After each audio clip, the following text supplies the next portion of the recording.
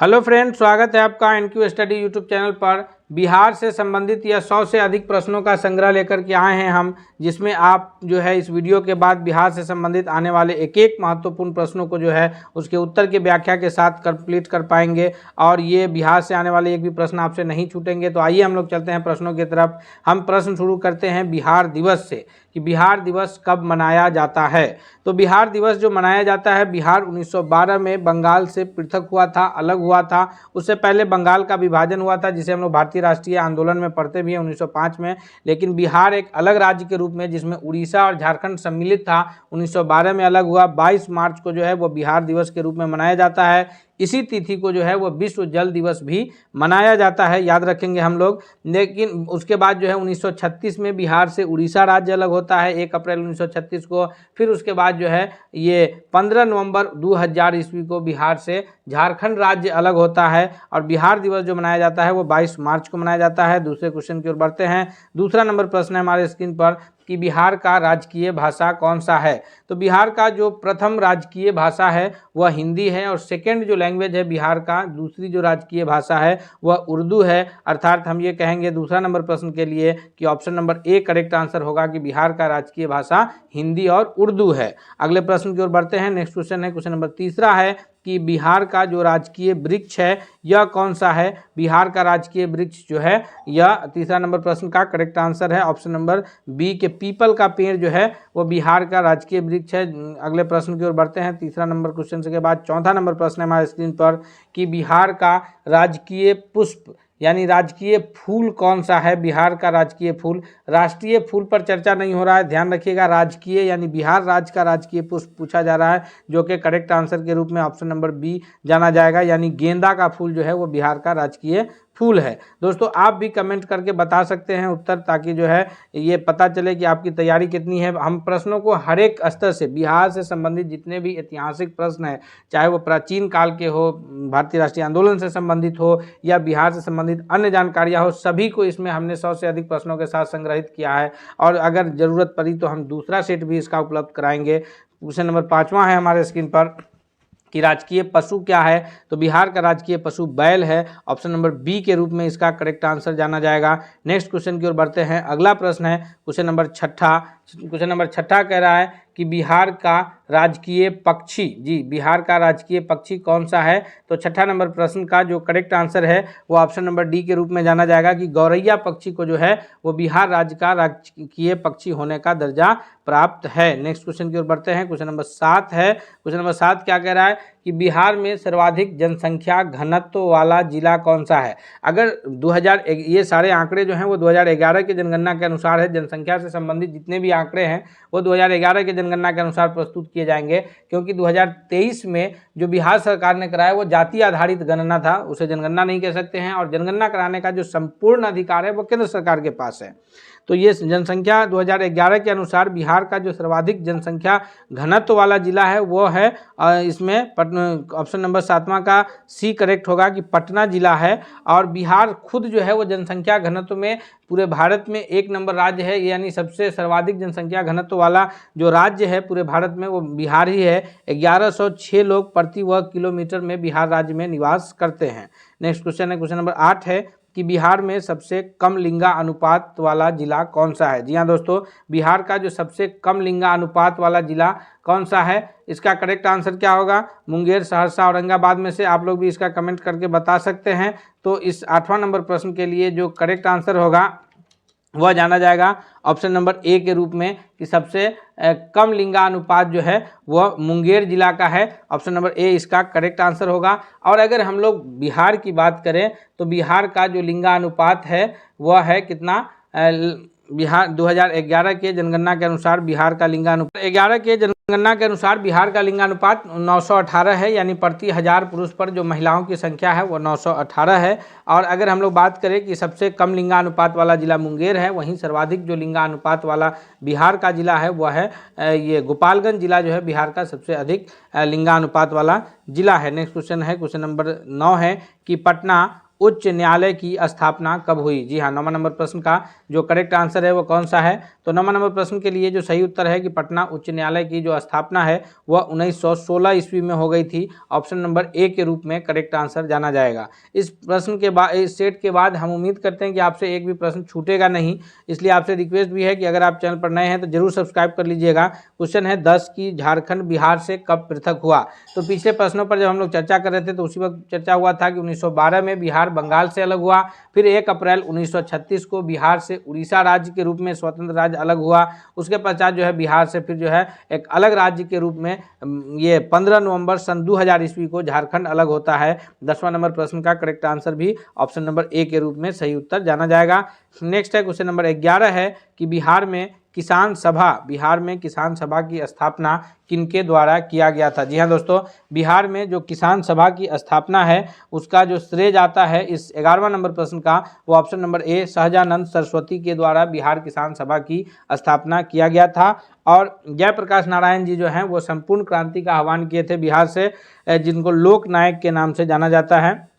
Question number 12 है कि 1857 की क्रांति में बिहार के नेता थे। यह एक ऐसा प्रश्न है, या तो सबसे बदनाम प्रश्न कहिए या यूँ प्रश्न कहिए कि बीपीएससी का एक आउट प्रश्न है। बीपीएससी जब भी एग्जाम लेती है तो इस प्रश्न को पूछती है कि बिहार में जो 1857 की क्रांति है वो बिहार के नेता, तो बिहार के जो नेता थे वह थे Veer Kunwar Singh. Option number B correct answer होगा। इनका जो संबंध है वो आरा जिला के जगदीशपुर गाँव से है। वीर कुंवर सिंह का संबंध वो बिहार के आरा जिला के जगदीशपुर गांव से है। नेक्स्ट क्वेश्चन की ओर बढ़ते हैं। क्वेश्चन नंबर 13 है कि नालंदा विश्वविद्यालय का वैभव को नष्ट कौन किया था? नालंदा विश्वविद्यालय की स्थापना जो है वह कुमारगुप्त प्रथम के द्वारा किया गया था। गुप्त काल में नालंदा विश्वविद्यालय की स्थापना हुई और उसको जो नष्ट करने का कार्य किया है, इस 13वां नंबर प्रश्न का जो करेक्ट आंसर है वह है बख्तियार खिलजी के द्वारा जो है वह ये नालंदा विश्वविद्यालय का वैभव नष्ट हुआ है। 13वां का ऑप्शन नंबर ए सबसे सही उत्तर होगा। इससे संबंधित जो भी प्रश्न आएंगे हम लोग उसे कंप्लीट करते चलेंगे। क्वेश्चन है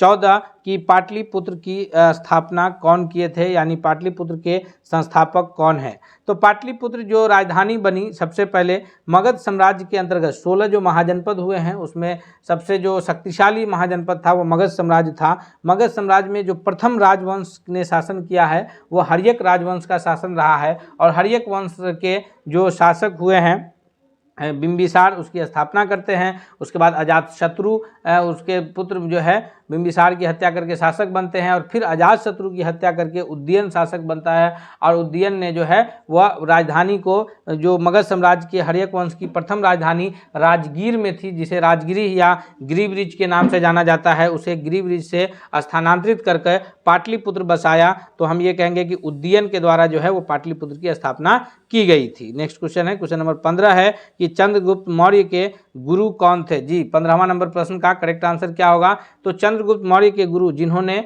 जो है नंद वंश के शासक बृहदत्त को हरा करके जो है नंद वंश के जो अंतिम शासक ये धनानंद को हरा करके चंद्रगुप्त मौर्य ने जो है वह चाणक्य के मदद से मौर्य साम्राज्य की स्थापना करते हैं। तो 15वां नंबर क्वेश्चन का जो करेक्ट आंसर है ऑप्शन नंबर ए कि चंद्रगुप्त मौर्य के जो गुरु हैं वो चाणक्य हैं, और इनका अन्य नाम जो है वो विष्णुगुप्त या कौटिल्य के नाम से भी जाने जाते हैं, और इन्होंने एक पुस्तक की भी रचना किए हैं जिसको अर्थशास्त्र के नाम से जाना जाता है। क्वेश्चन नंबर 16 है कि बिहार केसरी से किसे संबोधित किया जाता है? जी कौन से ये नेताओं को बिहार केसरी के नाम से संबोधित किया जाता है? तो 16वां नंबर प्रश्न का जो करेक्ट आंसर है ऑप्शन नंबर सी के रूप में जाना जाएगा कि डॉक्टर श्री कृष्ण सिंह को बिहार केसरी का करके संबोधित किया जाता है। क्वेश्चन नंबर 17 है कि बिहार का शोक किसे कहा जाता है? बिहार का शोक जो है वह कोसी नदी को कहा जाता है, जो है सप्तकोशी के नाम से नेपाल से निकलती है और जाकर के जो है गंगा में मिल जाती है। तो हम ये भी कहेंगे कि कोसी जो है वह गंगा की सहायक नदी है। अगले प्रश्न की ओर बढ़ते हैं। क्वेश्चन नंबर 18 है कि बिहार में बहने वाली वह नदी जिसका उद्गम स्थल अमरकंटक की पहाड़ी से है। तो बिहार में बहने वाली वह नदी जिसका उद्गम स्थल अमरकंटक की पहाड़ी से है वह सोन नदी है, जो है अमरकंटक की पहाड़ी में इसका उद्गम स्थल है। ऑप्शन नंबर बी जो है करेक्ट आंसर जाना जाएगा। पटना के समीप आकर के ये भी नदी गंगा में मिल जाती है। नेक्स्ट क्वेश्चन है कि बिहार का तेल शोधक कारखाना कहाँ स्थित है? तो बिहार का जो तेल शोधक कारखाना स्थित है वह बिहार के बेगूसराय जिले के जो है बरौनी गांव में स्थित है। ऑप्शन नंबर सी के रूप में करेक्ट आंसर जाना जाएगा। नेक्स्ट क्वेश्चन है, क्वेश्चन नंबर 20 है कि बिहार में कौन सी नदी पर बहुउद्देशीय परियोजना का निर्माण कार्य किया जा रहा है? तो वह है कोसी नदी, जिस पर जो है बहुउद्देशीय परियोजना का निर्माण कार्य अभी फिलहाल में किया जा रहा है। नेक्स्ट क्वेश्चन है, क्वेश्चन नंबर 21 है कि पूर्वी मध्य रेलवे का क्षेत्रीय मुख्यालय कहाँ है? तो ऑप्शन नंबर सी के रूप में करेक्ट आंसर जाना जाएगा कि वह जो पूर्वी रेलवे का जो ये है हाजीपुर जिले में है। ऑप्शन नंबर सी सबसे सही उत्तर है। नेक्स्ट है क्वेश्चन नंबर 22 है कि ककोलत जो जलप्रपात है वह बिहार के किस जिले में स्थित है? जी हाँ दोस्तों, ककोलत जलप्रपात जो है वो बिहार के नवादा जिले में स्थित है। ऑप्शन नंबर बी के रूप में सबसे करेक्ट आंसर जाना जाएगा। इस प्रश्न का एक एक महत्वपूर्ण प्रश्न को हम लोग इस सीरीज में देख लेंगे ताकि कोई भी प्रश्न आए तो हमसे छूटे नहीं। क्वेश्चन नंबर 23 है कि बिहार निम्नलिखित झीलों में से कौन सी बिहार में स्थित है? 23वां नंबर प्रश्न का करेक्ट आंसर क्या होगा कि इनमें से कौन सी झील जो है वो बिहार में स्थित है? तो इसका सबसे सही उत्तर ऑप्शन नंबर बी के रूप में जाना जाएगा कि अनुपम झील जो है वो बिहार में स्थित है। नेक्स्ट है क्वेश्चन नंबर 24 है कि नालंदा विश्वविद्यालय जिसकी स्थापना कुमारगुप्त प्रथम के द्वारा किया गया और जिसे नष्ट जो है बख्तियार खिलजी ने किया, तो यह विश्वविद्यालय किस लिए प्रसिद्ध है? तो इस 24वां नंबर क्वेश्चन का जो करेक्ट आंसर है वो ऑप्शन नंबर सी है कि बौद्ध धर्म दर्शन के लिए यह विश्वविद्यालय प्रसिद्ध है। क्वेश्चन नंबर 25 है कि अंतिम मौर्य सम्राट कौन हुए हैं? अंतिम मौर्य सम्राट के रूप में जो नाम जाना जाएगा वह है बृहदत्त। ऑप्शन नंबर बी 25वां नंबर प्रश्न का जो सबसे सही उत्तर है वो ऑप्शन नंबर बी के रूप में जाना जाएगा। नेक्स्ट क्वेश्चन है, क्वेश्चन नंबर 26 है कि गुप्त सम्राट जिसे हुनों को पराजित किया है वह कौन है? गुप्त सम्राट जिसने हुनों को पराजित किया है, इस 26वां नंबर क्वेश्चन का जो सबसे सही उत्तर है वो ऑप्शन नंबर ए के रूप में जाना जाएगा कि वो स्कंदगुप्त है। और समुद्रगुप्त को जो है वो भारत का नेपोलियन कहा जाता है। नेक्स्ट क्वेश्चन है कि सम्राट अशोक के पिता कौन थे? सम्राट अशोक जो है वह मौर्य साम्राज्य के शासक रहे हैं, यानी मगध साम्राज्य में मौर्य वंश के शासक रहे हैं। मगध साम्राज्य में अगर सबसे पहला वंश जो शासन किया है वो हर्यक वंश, दूसरा वंश जो किया है वो शिशुनाग वंश, तीसरा वंश जो शासन किया है वो नंद वंश और चौथे नंबर पर आता है मौर्य साम्राज्य। मौर्य साम्राज्य के जो शासक रहे हैं, क्योंकि मौर्य वंश के स्थापना चंद्रगुप्त मौर्य के द्वारा किया गया, उसके पश्चात जो है बिंदुसार बने, फिर बिंदुसार के बाद जो है अशोक बने और अंतिम शासक जो हुए हैं वो बृहदत्त हुए हैं। तो इस 27वां नंबर प्रश्न का जो करेक्ट आंसर है वो ऑप्शन नंबर डी होगा कि बिंदुसार जो है वो अशोक के पिता हैं। अगले सवाल की ओर बढ़ते हैं। नेक्स्ट क्वेश्चन है 28 है कि अजातशत्रु के वंश का नाम क्या है? अजातशत्रु जो है वो मगध साम्राज्य के हर्यक वंश के शासक थे। हालांकि हर्यक वंश की जो स्थापना है वह बिंबिसार के द्वारा किया गया था और उसके जो पुत्र हैं अजातशत्रु हैं, बिंबिसार ने जो है अपने क्षेत्र की वृद्धि के लिए, अपना जो राज्य है वो विस्तार के लिए वैवाहिक नीति को अपनाया था और ये अजातशत्रु अपने पिता बिंबिसार की हत्या करके शासक बने और उसके पश्चात जो है फिर अजातशत्रु की हत्या करके उदयन भी शासक बना और इस प्रकार जो है हर्यक वंश का शासन चला। फिर हर्यक वंश के बाद जो है ये शिशुनाग वंश आया। शिशुनाग वंश के बाद जो है वो नंद वंश जिसका संस्थापक महापद्मनंद है। नंद वंश के बाद जो है मौर्य वंश आया जो चंद्रगुप्त मौर्य जो है उसके संस्थापक है। नेक्स्ट क्वेश्चन है, क्वेश्चन नंबर 29 है कि कांग्रेस सोशलिस्ट पार्टी की पहली बैठक पटना में कब हुई? तो कांग्रेस सोशलिस्ट पार्टी की जो पहली बैठक है वह पटना में जो सबसे पहले हुआ है। 29वां नंबर प्रश्न का जो करेक्ट आंसर है वो ऑप्शन नंबर बी के रूप में जाना जाएगा कि यह जो हुआ है यह 1934 ईस्वी में हुआ है। नेक्स्ट क्वेश्चन की ओर बढ़ते हैं। क्वेश्चन नंबर 30 है कि मुजफ्फरपुर में किंग चेम्सफोर्ड की हत्या का प्रयास कब किया गया? जी 30वां नंबर प्रश्न का सबसे सही उत्तर है वो कौन सा होगा? तो 30वां नंबर प्रश्न का जो सबसे करेक्ट आंसर के रूप में उत्तर जाना जाएगा दोस्तों कि चेम्सफोर्ड की हत्या का प्रयास जो है वह 1908 ईस्वी में किया गया। कौन लोग इसमें शामिल थे?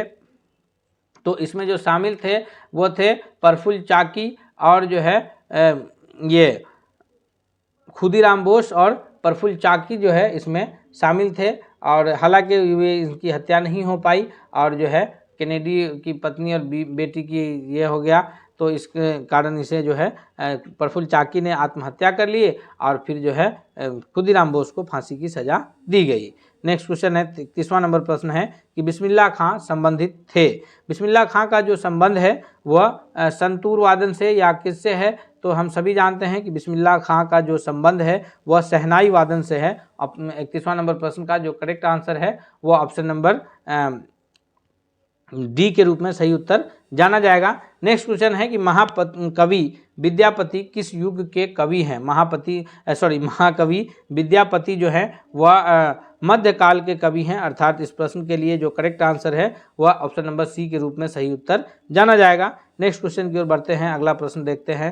33वां नंबर क्वेश्चन है कि दिनकर जी की अपनी किस रचना से उन्हें राष्ट्र कवि के रूप में प्रतिष्ठित हुए हैं। दिनकर जी को जो है वो राष्ट्र कवि के रूप में दर्जा प्राप्त है। तो दिनकर जी को राष्ट्र कवि के रूप में दर्जा जो है क्यों दिया गया है, तो इस 33वां नंबर प्रश्न का जो सही उत्तर है दोस्तों वह है ऑप्शन नंबर डी के रूप में कि रेणुका की जो रचना है इस कारण दिनकर जी को जो है वो राष्ट्र कवि के रूप में ये प्राप्त है। नेक्स्ट क्वेश्चन है 34 है कि जयप्रकाश नारायण जी का संबंध किस पार्टी से था। जयप्रकाश नारायण जी को जो है वो लोकनायक के नाम से भी जाना जाता है। लोकनायक जयप्रकाश नारायण के नाम से जाने जाते हैं और आपका जो संबंध है वह सोशलिस्ट पार्टी से रहा है। तो 34वां नंबर क्वेश्चन का ऑप्शन नंबर सी सबसे करेक्ट आंसर होगा। 34वां नंबर प्रश्न के लिए जो सबसे सही उत्तर है वो कौन है, ऑप्शन नंबर सी है। नेक्स्ट क्वेश्चन की ओर बढ़ते हैं। क्वेश्चन नंबर 35 है कि कुंवर सिंह के विरुद्ध आरा में अंग्रेजी फौज का नेतृत्व करने वाला पहला सेना नायक इनमें से कौन है। तो बाबू वीर कुंवर सिंह के विरुद्ध जो है आरा में अंग्रेजी फौज का जो सेनानायक था उसका सही नाम जो है वो है कैप्टन डनवर। ऑप्शन नंबर बी के रूप में जो है वो करेक्ट आंसर जाना जाएगा। ऑप्शन नंबर बी जो है सबसे सही उत्तर है। नेक्स्ट क्वेश्चन है 36 है कि बिहार की प्रचलित जो कला है वो कौन सा है। जो मधुबनी पेंटिंग, अवधी है, मुगल है। तो बिहार में जो सबसे प्रचलित कला के रूप में जाना जाता है वो Madhubani painting. Option number A जो है वो करेक्ट आंसर है। नेक्स्ट क्वेश्चन की ओर बढ़ते हैं। क्वेश्चन नंबर 37 है कि सोनपुर जो एशिया का सबसे बड़ा पशु मेला के रूप में जाना जाता है, सोनपुर मेला को और किस नाम से जानते हैं। सोनपुर मेला जो है जो कि गंडक नदी के तट पर स्थित सोनपुर में जो है वो सोनपुर का मेला लगता है। सोनपुर में कंफ्यूज नहीं होना है कि सोनपुर जो है वो सोन नदी के तट पर स्थित होगा। सोनपुर जो है वह गंडक नदी के तट पर स्थित है और जो है ये जो मेला लगता है उसको हरिहर क्षेत्र मेला के नाम से जानते हैं। ऑप्शन नंबर ए के रूप में सबसे सही उत्तर है 37वां नंबर प्रश्न का। क्वेश्चन नंबर 38 है कि निम्नलिखित में से कौन बिहार का लोक नृत्य है। लोक नृत्य से संबंधित जो भारत के अन्य राज्यों के जो लोक नृत्य है उससे संबंधित एक वीडियो मौजूद है जिसका लिंक हम इसी वीडियो के डिस्क्रिप्शन में रख दिए हैं, आप वहां से भी देख सकते हैं और जिसे जो है बहुत ही आसानी से और ये ट्रिक के साथ जो है बताया गया है ताकि जो है आसानी से याद रखा जा सके। वह यहाँ जो ऑप्शन है उसका करेक्ट आंसर जो है वो ऑप्शन नंबर डी है कि जट जटिन जो है वो बिहार का एक प्रमुख लोक नृत्य है। क्वेश्चन नंबर 39 है कि पद्मश्री सीता देवी किसकी प्रसिद्ध हस्ती थी। तो पद्मश्री सीता देवी 39वां नंबर प्रश्न का जो सही उत्तर है वो ऑप्शन नंबर बी, यह मधुबनी पेंटिंग करती थी। नेक्स्ट क्वेश्चन की ओर बढ़ते हैं। क्वेश्चन नंबर 40 है कि गांधी जी ने भारत में पहली बार सत्याग्रह आंदोलन बिहार में कहां से प्रारंभ किया। तो गांधी जी भारत जो आए वह आए 1915 ईस्वी में। उसके पश्चात जो है गांधी जी पहली बार अपना जो जनभाषण दिए हैं वह कब दिए हैं, वह दिए हैं लखनऊ में बनारस में। और गांधी जी जो अपना पहला सत्याग्रह शुरू किए हैं वह शुरू किए हैं कहाँ से, वह शुरू किए हैं बिहार के चंपारण से, जो कि 1917 ईस्वी में तीनकठिया प्रथा के विरुद्ध। Option number C correct answer होगा। क्वेश्चन नंबर 41 है कि 1922 में गया अधिवेशन में इंडियन नेशनल कांग्रेस के अधिवेशन की अध्यक्षता किसने की। तो 1922 में जो गया में इंडियन नेशनल कांग्रेस का अधिवेशन हुआ उसकी अध्यक्षता जो है वो चित्तरंजन दास के द्वारा किया गया था। यह जो अधिवेशन था यह 37वां अधिवेशन था कांग्रेस का और बिहार का दूसरा अधिवेशन था। तो बिहार का पहला अधिवेशन इससे 10 साल पहले 1912 में, 12 से याद रखेंगे, बांकीपुर पटना में हुआ था और उसकी जो अध्यक्षता किए थे वो RN मुधोलकर जी किए थे। उसकी अध्यक्षता कौन किए थे, तो उसकी अध्यक्षता RN मुधोलकर, जिनका पूरा नाम जो है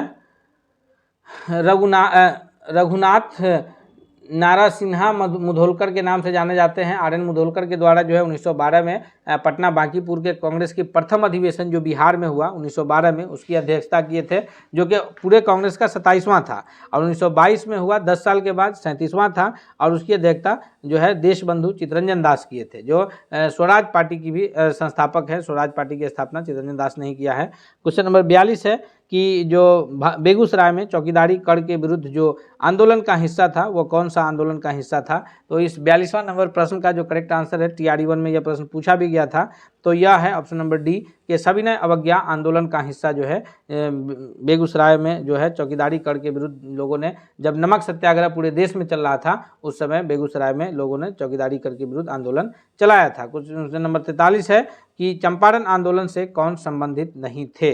उस समय जो चंपारण में 1917 में आंदोलन चला उसमें से इनमें से कौन संबंधित नहीं है। तो इसका जो सही उत्तर है ऑप्शन नंबर ए के रूप में जाना जाएगा कि जयप्रकाश नारायण जो है वो उससे संबंधित नहीं है। बाकी डॉक्टर राजेंद्र प्रसाद और अनुग्रह नारायण सिंह दोनों इनसे संबंधित है। क्वेश्चन नंबर 44 है कि गांधी जी का चंपारण सत्याग्रह किससे जुड़ा था। तो हम सभी जानते हैं कि नील की खेती अंग्रेजों ने मजबूर कर दिया था भारतीय किसानों को नील की खेती करने पर, और इसीलिए किसानों ने जो है वो राजकुमार शुक्ल के राजकुमार शुक्ल ने जाकर के गांधी जी से मिले और गांधी जी से जो है उन्होंने ये किया कि आप आइए यहाँ के किसानों के हालात को देखिए। तो राजकुमार शुक्ल के दावत पर गांधी जी आए थे। 3 कट्ठिया प्रथा के विरुद्ध ऑप्शन नंबर ए, यानी प्रत्येक 20 कट्ठा में से 3 कट्ठा पर लोगों को जो है वो खेती करनी पड़ती थी नील की। नेक्स्ट क्वेश्चन है 45 है कि बंगाल में किस नवाब ने मुंगेर में अपनी राजधानी बनाया था।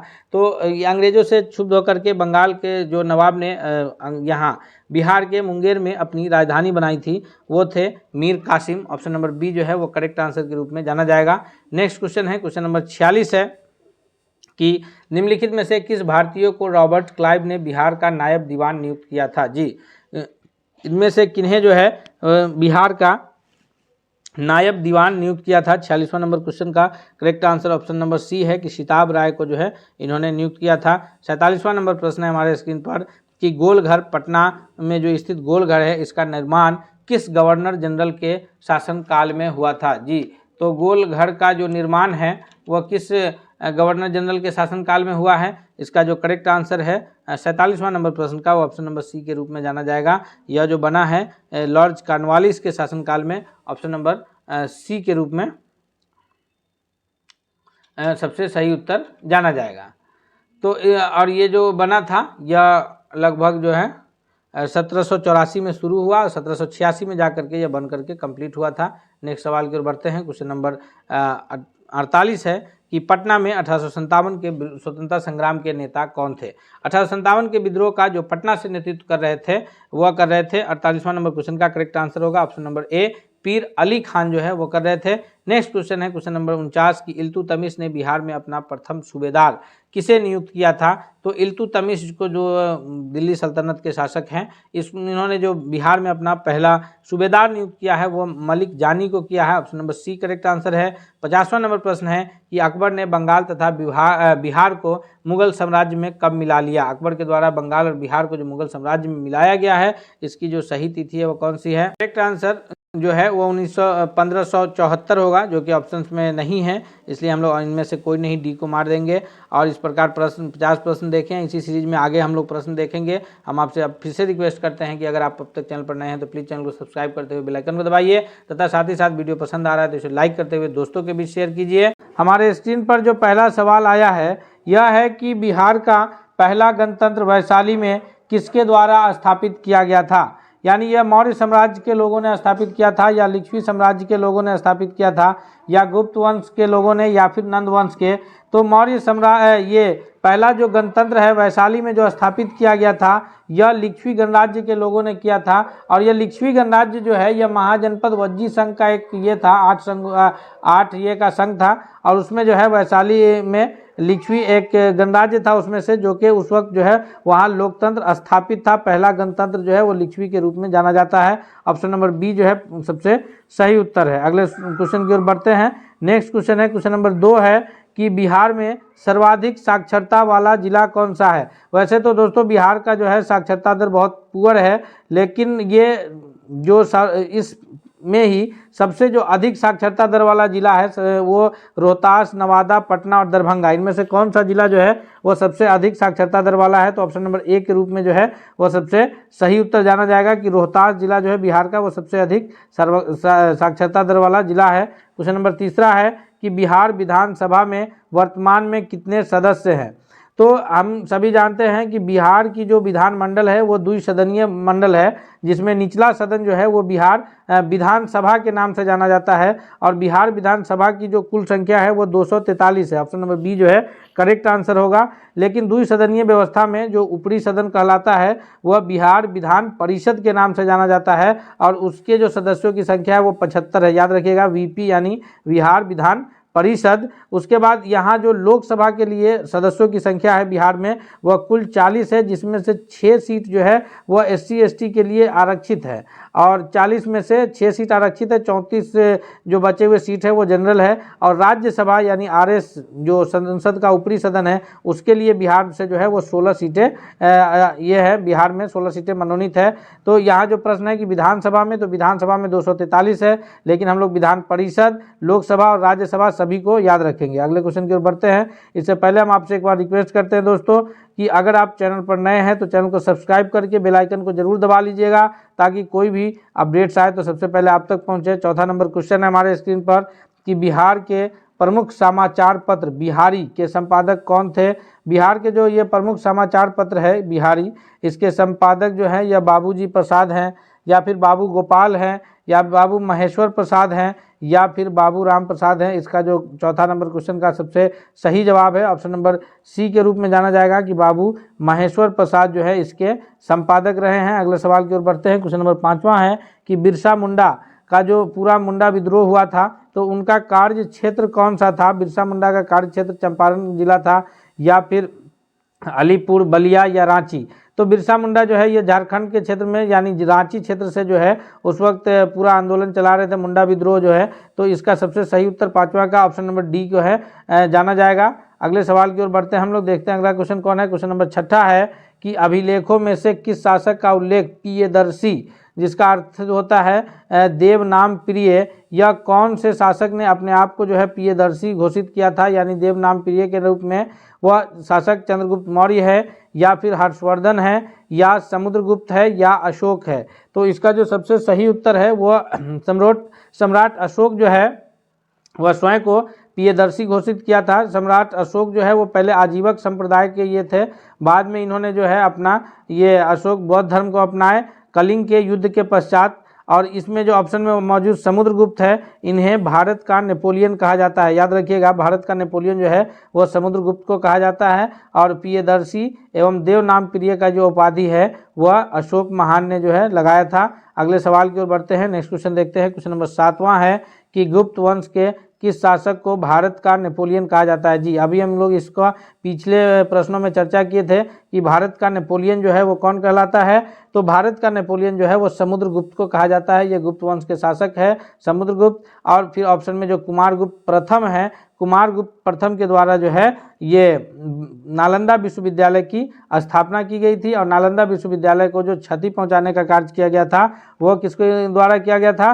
तो वो बख्तियार खिलजी के द्वारा। याद रखिएगा, गुप्त वंश के शासनकाल में ही जो है नालंदा विश्वविद्यालय की स्थापना हुई थी और गुप्त वंश के शासनकाल को सबसे सुनहरा दौर के रूप में जाना जाता है।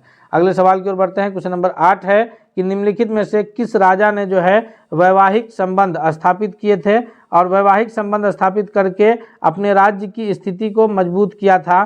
तो इसमें से अजातशत्रु, बिंबिसार, उदयन या फिर इनमें से कोई नहीं? तो इस 8वां नंबर क्वेश्चन का जो सबसे सही जवाब है वो ऑप्शन नंबर बी है कि बिंबिसार जो है वो वैवाहिक संबंध अपना करके अपने राज्य की स्थिति को मजबूत किए थे। मुख्य रूप से 3 शादियां किए थे बिंबिसार ने।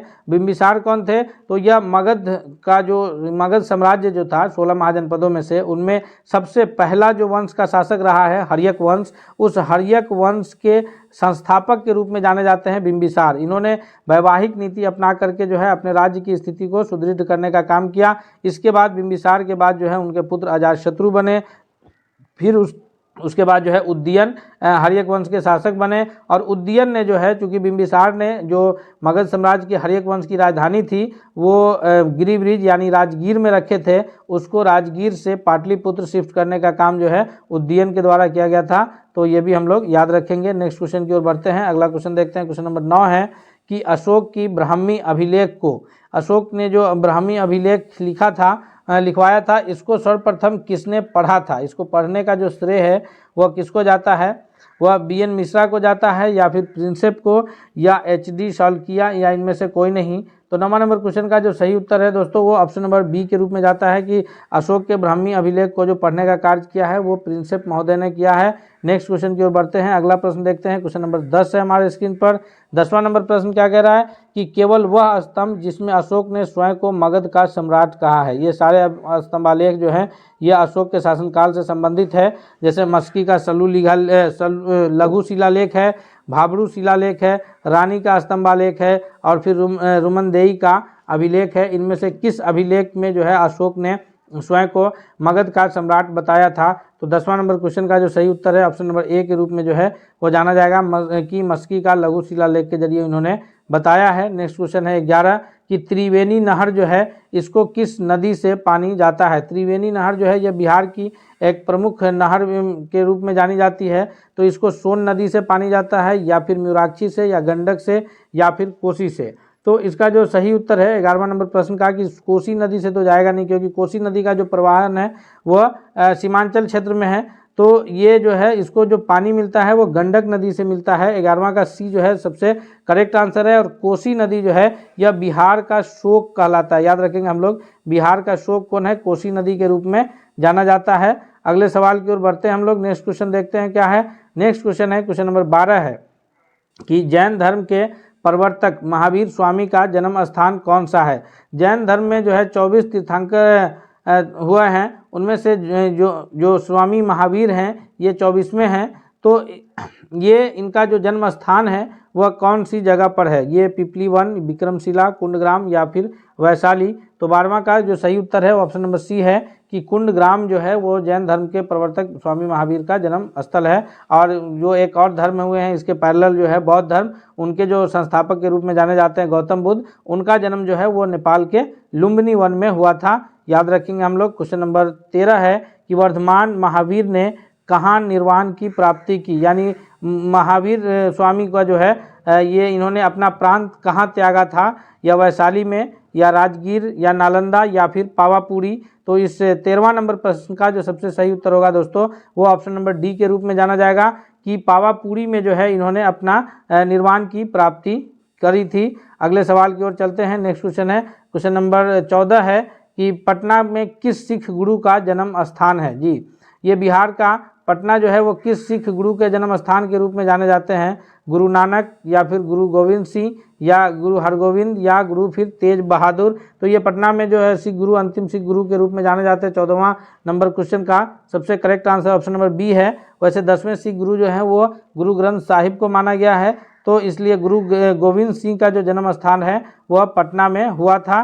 14वां नंबर प्रश्न का सबसे सही उत्तर ऑप्शन नंबर बी है। नेक्स्ट क्वेश्चन है क्वेश्चन नंबर 15 है कि ये विष्णुपद मंदिर जो है यह बिहार के किस जिले में स्थित है? विष्णुपद मंदिर जो है यह बिहार के पटना जिला में स्थित है, या फिर गया, जमुई, या फिर यह पटना जिला के अंतर्गत दानापुर में स्थित है। तो 15वां का जो करेक्ट आंसर है यह ऑप्शन नंबर बी के रूप में जाना जाएगा कि ये विष्णुपद मंदिर जो है यह बिहार के गया जिला में स्थित है। दोस्तों हम लोग एक एक महत्वपूर्ण प्रश्नों को जो है बिहार से संबंधित देखेंगे, ताकि अगर बिहार से संबंधित कोई प्रश्न बन रहे हैं तो वो आपसे छूटे नहीं। इसलिए हम आपसे रिक्वेस्ट करते हैं कि अगर आप अब तक चैनल पर नए हैं, चैनल को सब्सक्राइब नहीं किए तो जरूर सब्सक्राइब कर लीजिएगा, और इस वीडियो को जरूर लाइक करते हुए दोस्तों के बीच शेयर कीजिएगा। क्वेश्चन 16वां कह रहा है कि बिहार के किस पर्यटन केंद्र पर गर्म जल के अनेक स्रोत है? यानी कौन सा पर्यटन स्थल है जहां गर्म जल के कुआं जो है वहां उपस्थित मिलता है? वह है देव में है, पावापुरी में है, या राजगीर, या फिर बिहार शरीफ में। 16वां का जो सबसे सही उत्तर है ऑप्शन नंबर सी है कि राजगीर जो पर्यटन स्थल है वहाँ कई गर्म जल कुंड जो है मिलते हैं, तो अनेक गर्म जल के स्रोत वहाँ उपलब्ध हैं। ऑप्शन नंबर सी के रूप में सही उत्तर है। नेक्स्ट क्वेश्चन है 17 कि निम्नलिखित में से किस नगर में प्रथम बौद्ध सभा आयोजित की गई थी? प्रमुख 4 बौद्ध संगीतियाँ हुई हैं, उसमें से 3 बौद्ध संगीति जो है वो बिहार में हुई है और चौथी बौद्ध संगीति जो है वो कश्मीर में हुई है। तो यहाँ प्रथम पूछा जा रहा है, प्रथम 3 बौद्ध संगीति बिहार में हुई है, तो प्रथम बौद्ध संगीति कहाँ हुई है? 17वां का याद रखना है हम लोग को कि प्रथम बौद्ध संगीति जो है यह राजगीर में हुआ है, पुराना नाम इसका राजगिरी है। ऑप्शन नंबर सी के रूप में करेक्ट आंसर है। दूसरा बौद्ध संगीति जो है यह वैशाली में हुआ है, तीसरा बौद्ध संगीति जो है यह पाटलिपुत्रा में हुआ है और चौथा बौद्ध संगीति जो है यह कुंडलवन कश्मीर में हुआ है। तीसरा बौद्ध संगीति से प्रश्न बनता है कि पाटलिपुत्रा में हुआ था और उस वक्त जो यहाँ राजा थे वो सम्राट अशोक थे, यानी सम्राट अशोक का संरक्षण जो है तीसरी बौद्ध संगीति को प्राप्त था। अगले सवाल की ओर बढ़ते हैं। क्वेश्चन नंबर 18 है कि राजगृह का पुराना नाम क्या है? तो राजगृह का जो पुराना नाम है वह कौन सा है? मगध, गिरिव्रज, बसाड या फिर पाटलिपुत्र? तो 18वां नंबर प्रश्न का जो सबसे करेक्ट आंसर होगा कि राजगृह जो है यह गिरिव्रज का पुराना राजगिरी का पुराना नाम गिरिव्रज है और आधुनिक नाम जो है आज वर्तमान में वह राजगीर के रूप में जाना जाता है। आज राजगिरी भी यूज नहीं हो रहा है, आजकल जो नाम यूज हो रहा है उसके लिए राजगीर। अगले सवाल की ओर बढ़ते हैं। क्वेश्चन नंबर 9 है कि कौटिल्य का अर्थशास्त्र यह कितने अधिकरणों में व्यक्त है? इसका सही उत्तर कौन सा होगा? तो प्रश्न है कि कौटिल्य का अर्थशास्त्र कितने अधिकरणों में विभक्त है? तो यहाँ जो ऑप्शन है 12, 14, 16, 20 इसमें से कोई भी ऑप्शन सही नहीं है। याद रखेंगे हम लोग इसका जो अधिकरण है यह कुल 15 अधिकरणों में विभक्त है। कौटिल्य का जो अर्थशास्त्र है वह कितने अधिकरणों में विभक्त है? तो यह 15 अधिकरणों में विभक्त है। और इस प्रकार के अगर प्रश्न रहे और ऑप्शन अगर मैच ना हो तो आप वहाँ जो है ये कह सकते हैं कि इनमें से कोई नहीं का जो ऑप्शन होगा, क्योंकि अगर बीपीएससी प्रश्न करता है तो उसमें 5वां ऑप्शन मौजूद रहता है, इनमें से कोई नहीं, आप उसे टिक कर सकते हैं। अगले क्वेश्चन की ओर बढ़ते हैं हम लोग। नेक्स्ट क्वेश्चन देखते हैं। अगला प्रश्न है हमारे स्क्रीन पर, क्वेश्चन नंबर 20 है कि मौर्य वंश के पश्चात किस वंश का राज्य जो है यह स्थापित हुआ था? मौर्य वंश के पश्चात जो है शक वंश, शुंग वंश, सातवाहन या फिर कुषाण वंश का शासन शुरू हुआ था। 20वां नंबर प्रश्न का जो सबसे करेक्ट आंसर है वह कौन सा है? तो 20वां नंबर प्रश्न का जो सबसे सही उत्तर है कि मौर्य वंश के पश्चात जो मगध पर शासन शुरू हुआ था वह शुंग वंश का पुष्यमित्र शुंग के द्वारा जो है इसकी स्थापना की गई थी। नेक्स्ट क्वेश्चन की ओर बढ़ते हैं। क्वेश्चन नंबर 21 है कि वह स्रोत जिसमें पाटलिपुत्र के शासन का वर्णन मिलता है वह कौन सा स्रोत है जिसके जरिए जो है पाटलिपुत्र के प्रशासन से संबंधित जो ये वर्णन है वो हमें प्राप्त होता है? तो ये दिव्यदान से होता है या अर्थशास्त्र से या इंडिका से या अशोक के शिलालेख से? तो इस 21वां नंबर प्रश्न का जो सही उत्तर है दोस्तों वह कौन सा होगा? ऑप्शन नंबर सी के रूप में जाना जाएगा कि इंडिका से प्राप्त होता है। इंडिका किसकी रचना है? तो इंडिका जो है यह मेगास्थनीज के द्वारा रचित पुस्तक है। मेगास्थनीज कौन था? यह सेल्यूकस निकेटर का राजदूत था जो कि चंद्रगुप्त मौर्य के दरबार में आया था। और अर्थशास्त्र की रचना कौन किए थे? तो अर्थशास्त्र की रचना जो किए थे वह विष्णुगुप्त किए थे, यानी उनका अन्य नाम कौटिल्य और चाणक्य के नाम से जाना जाता है। चंद्रगुप्त मौर्य ने उन्हें जो है अपना प्रधानमंत्री के पद पर नियुक्त किया था, क्योंकि ये नंद वंश को हरा करके मौर्य साम्राज्य की स्थापना करने में उनकी एक अहम भूमिका थी और उन्होंने जो है एक पुस्तक अर्थशास्त्र की रचना की। नेक्स्ट क्वेश्चन है कि जनसंख्या के घनत्व के आधार पर बिहार का स्थान भारत में कौन सा है? तो जनसंख्या की दृष्टि से अगर हम लोग बिहार की बात करें तो जनसंख्या के दृष्टि से बिहार की स्थिति तीसरा बड़ा राज्य है। बिहार से 2 बड़े राज्य हैं जो जनसंख्या में बिहार से आगे हैं। क्षेत्रफल की बात करें तो क्षेत्रफल की दृष्टि से बिहार भारत का 12वां बड़ा राज्य है। और अगर हम लोग जनसंख्या घनत्व पर बात करें तो यहाँ जनसंख्या घनत्व पर बिहार प्रथम है, क्योंकि 1106 लोग जो है बिहार में प्रति वर्ग किलोमीटर में निवास करते हैं और इतना अधिक निवास जो है बिहार के अलावा कोई अन्य राज्य में नहीं करता है। राज्य के हिसाब से बिहार केंद्र शासित प्रदेश में फिर ये आंकड़े बदलते हैं, तो राज्य के हिसाब से जो जनसंख्या घनत्व सबसे अधिक है वो बिहार राज्य का है। भारत में यह प्रथम है। 22 का ए जो है आंसर सबसे सही उत्तर होगा। क्वेश्चन नंबर 23 है कि बिहार की साक्षरता प्रतिशत कितनी है?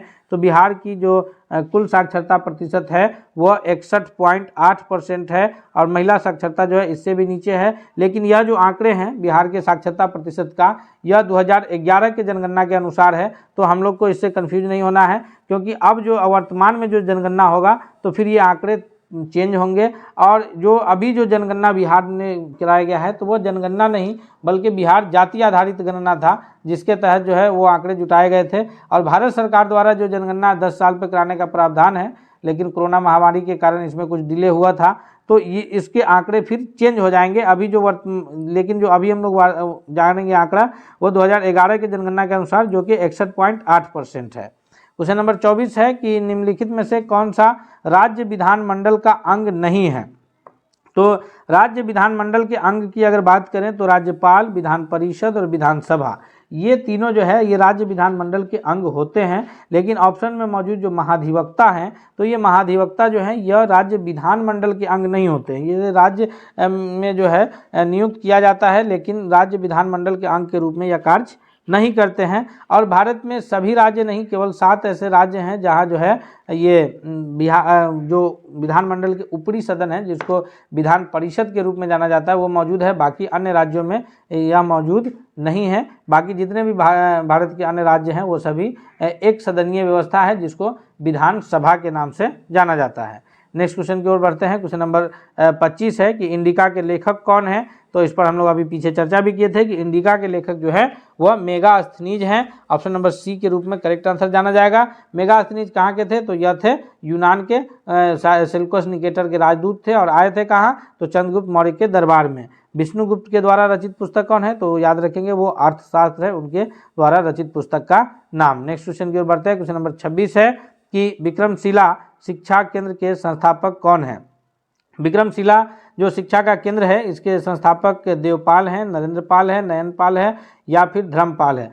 प्राचीन काल में 3 प्रमुख शिक्षा के केंद्र हुआ करते थे। एक नालंदा विश्वविद्यालय, दूसरा विक्रमशिला विश्वविद्यालय और एक और जो है जिसे तक्षशिला विश्वविद्यालय के रूप में जाना जाता है। इसमें से 2 प्रमुख जो है वो बिहार में स्थित था, नालंदा विश्वविद्यालय और विक्रमशिला। विक्रमशिला विश्वविद्यालय आधुनिक बिहार के भागलपुर जिले में स्थित था और नालंदा तो नालंदा जिले में स्थित था। नालंदा विश्वविद्यालय को कुमारगुप्त प्रथम ने स्थापना किया था, वहीं विक्रमशिला विश्वविद्यालय की जो स्थापना है वो धर्मपाल के द्वारा किया गया था। ऑप्शन नंबर डी जो है इसका सबसे सही जवाब है। नेक्स्ट क्वेश्चन की ओर बढ़ते हैं। क्वेश्चन नंबर 27 है कि विक्रमशिला विश्वविद्यालय में किस विषय की पढ़ाई विशेष रूप से होती थी। 27वां नंबर क्वेश्चन का जो सबसे सही उत्तर है वो क्या होगा तो विक्रमशिला विश्वविद्यालय में जो है वह तंत्र विज्ञान की पढ़ाई मुख्य रूप से होती थी, यानी ऑप्शन नंबर सी के रूप में इसका सबसे सही उत्तर जाना जाएगा। क्वेश्चन नंबर 28 है कि महात्मा बुद्ध ने अपना प्रथम धर्म चक्र परिवर्तन किस स्थान पर दिया। धर्म चक्र परिवर्तन कहते हैं उनके प्रथम उपदेश को जो है वो धर्म चक्र परिवर्तन के नाम से जाना जाता है। तो महात्मा बुद्ध को जब गया में ज्ञान की प्राप्ति हुई तो इन्होंने अपना पहला उपदेश कहाँ दिया था, लुम्बिनी में, वैशाली में या पाटलिपुत्र या फिर सारनाथ में। तो महात्मा बुद्ध के द्वारा जो ये उपदेश है, प्रथम उपदेश जिसको धर्म चक्र परिवर्तन के नाम से जाना जाता है, इन्होंने सबसे पहले सारनाथ में अपना उपदेश दिया था। ऑप्शन नंबर डी के रूप में सबसे सही जवाब है। क्वेश्चन नंबर 29 है कि द्वितीय बौद्ध संगीति का आयोजन किस शासक ने किया। द्वितीय बौद्ध संगीति का आयोजन करने वाले शासक कौन थे, अजातशत्रु, कनिष्क, अशोक मौर्य या फिर कालाशोक। तो 29वां का जो सही उत्तर है ऑप्शन नंबर डी के रूप में जाना जाएगा कि कालाशोक के शासनकाल में जो है द्वितीय बौद्ध संगीति का आयोजन हुआ था। वहीं जो है अशोक के शासनकाल में तृतीय बौद्ध संगीति जो पाटलिपुत्र में हुई थी उसका हुआ। द्वितीय बौद्ध संगीति जो है वह कहाँ हुआ था तो वह वैशाली जिले में हुआ था। अगले क्वेश्चन की ओर बढ़ते हैं। क्वेश्चन नंबर 30 है कि पाटलिपुत्र में आयोजित तृतीय बौद्ध परिषद का संरक्षण कौन था। तो अभी हम लोग इस पर पीछे चर्चा किए हैं कि पाटलिपुत्र में जो तृतीय बौद्ध संगीति आयोजित हुई थी उसके संरक्षक के रूप में जो है वो कौन जाने जाते हैं, अशोक मौर्य, यानी ऑप्शन नंबर डी के रूप में जो है ये अशोक जो है जाने जाते हैं। ऑप्शन नंबर बी जो है वो सबसे सही उत्तर होगा कि अशोक महान के द्वारा जो है तृतीय बौद्ध संगीति को संरक्षण प्राप्त हुआ था। क्वेश्चन नंबर 31 है कि चतुर्थ बौद्ध संगीति जो कुंडलवन कश्मीर में हुआ था वो निम्नलिखित में किसके समय में हुआ था। तो चौथी बौद्ध संगीति जो कि कुंडलवन कश्मीर में हुआ था यह जो हुआ था 31वां नंबर क्वेश्चन का जो करेक्ट आंसर है वो कनिष्क के समय में हुआ था, यानी ऑप्शन नंबर डी जो है 31वां के लिए भी सबसे सही जवाब है। क्वेश्चन नंबर 32 है कि बिहार का महान धार्मिक केंद्र कौन सा है। तो बिहार जो महान धार्मिक केंद्र किसके लिए है, सिखों के लिए है या फिर ये बौद्ध धर्मावलंबियों के लिए है या जैन धर्मावलंबियों के लिए है या सभी के लिए है। तो अगर ध्यान से देखा जाए तो सिख के जो गुरु गोविंद सिंह की पैदाइश बिहार के पटना जिले में हुई है तो उनके लिए भी बिहार जो है महान धार्मिक केंद्र है। गौतम बुद्ध को, बौद्ध धर्म के लोगों को ज्ञान की प्राप्ति जो है गौतम बुद्ध को ये गया जिले में हुई है। तो बौद्ध धर्मावलंबियों के लिए भी जो है बिहार धार्मिक केंद्र है। जैन के जो 24वें ये हैं स्वामी महावीर, उनको जो उनका भी संबंध बिहार से ही है। तो इस प्रकार ये बिहार की जो धरती है वो इन तीनों धर्मावलंबियों के लिए महत्वपूर्ण धार्मिक स्थल के रूप में जाना जाता है। नेक्स्ट क्वेश्चन की ओर बढ़ते हैं। क्वेश्चन नंबर 33 है कि निम्नलिखित में से किस नगर में जापानियों ने विश्व शांति स्तूप का निर्माण कराया है। विश्व शांति स्तूप जो है वह कहाँ निर्माण कराया गया है। 33वां का जो करेक्ट आंसर है यह है बोध गया, देवपाल, गया या राजगीर। तो इसका सही उत्तर है ऑप्शन नंबर सी, यानी ये जो निर्माण कराया गया है बोध गया में। ऑप्शन नंबर बी जो है 33वां नंबर क्वेश्चन के लिए ये 33वां नंबर प्रश्न के लिए सबसे जो सही उत्तर के रूप में ऑप्शन नंबर डी जो है जाना जाएगा। यह राजगीर में स्थापित किया गया है। नेक्स्ट क्वेश्चन की ओर बढ़ते हैं हम लोग। अगला क्वेश्चन कौन सा है। क्वेश्चन नंबर 34 है कि बिहार में किस स्थान पर नवपाषाण युग, सबसे पहले जो है किस स्थान पर नवपाषाण युग के अवशेष प्राप्त हुए हैं। तो बिहार में जो नवपाषाण युग के अवशेष प्राप्त हुए हैं वह चिरांद में हुए हैं। ऑप्शन नंबर डी जो है इसका सबसे सही जवाब है। दोस्तों आप लोग भी कमेंट्स करके बता सकते हैं तथा साथ हम उम्मीद करते हैं कि यह बिहार से संबंधित जितने भी प्रश्न हैं यह आपके आने वाले परीक्षाओं में बहुत ही लाभकारी साबित होगा, इसलिए आप इसे वीडियो को लाइक करते हुए दोस्तों के बीच भी जरूर शेयर कीजिएगा। क्वेश्चन नंबर 35 है कि सोनपुर नगर किस नदी के तट पर स्थित है। तो सोनपुर नगर जो है वो सरयू, गंडक, सोन और गंगा, इसमें सबसे सही उत्तर क्या है। तो सबसे सही उत्तर जो है वह है ऑप्शन नंबर बी के गंडक नदी के तट पर स्थित सोनपुर है, जहां एशिया का सबसे बड़ा पशु मेला लगता है। क्वेश्चन नंबर 36 है। क्वेश्चन नंबर 36 है कि बिहार के गया नगर किस नदी के तट पर स्थित है।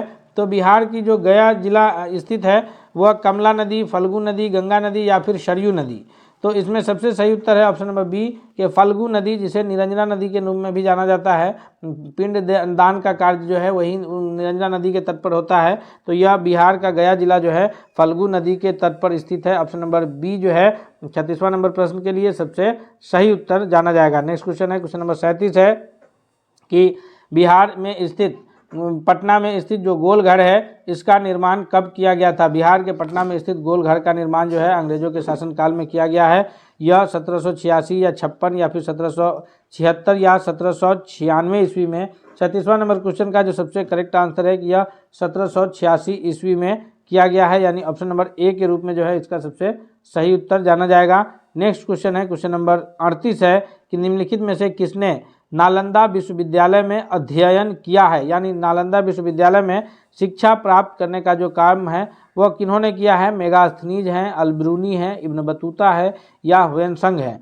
तो ऊपर के जो तीनों हैं मेगास्थनीज, अलबरूनी या इब्न बतूता, ये सभी जो है भारत या हुएनसंग, ये सभी भारत की यात्रा किए हैं। लेकिन इन लोगों ने मेगास्थनीज, अलबरूनी या इब्न बतूता ने, इन लोगों ने जो है यहाँ की यात्रा ने वहाँ शिक्षा नहीं प्राप्त किया है। शिक्षा प्राप्त करने का जो काम किया है वह हुएनसंग ने किया है। ऑप्शन नंबर डी जो है इसका सबसे सही जवाब है। क्वेश्चन नंबर 39 है कि मीरतुल अहवाल किसकी रचना है। मीरतुल अहवाल जो है यह मुल्ला तकिया है, मिर्जा नाथन है या मुल्ला बहबहानी है। तो इसका जो सही उत्तर है 39वां नंबर क्वेश्चन का वो ऑप्शन नंबर ए है कि मुल्ला तकिया द्वारा रचित है मीरतुल अहवाल। अगला सवाल देखते हैं। क्वेश्चन नंबर 40 है कि पूरा तत्ववेता अलेक्जेंडर कनिंघम ने बिहार में क्या खोज किया था। केसरिया स्तूप जो कि चंपारण में स्थित है उसकी खोज किए हैं, या फिर लौरिया अरेराज का अशोक स्तंभ, या बसाड़ के अवशेषों के आधार पर वैशाली के प्राचीन स्थल, या ये सभी। तो कनिंघम के द्वारा जो है बिहार के इन सभी स्थलों का खोज किया गया था। तो ये सारे जो है इसमें सही उत्तर के रूप में जाने जाएंगे। ऑप्शन नंबर डी जो है करेक्ट आंसर। दोस्तों हम लोगों ने जो है अभी बिहार से संबंधित 40 महत्वपूर्ण प्रश्नों को एक एक करके उसके उत्तर की व्याख्या के सहित देखे हैं।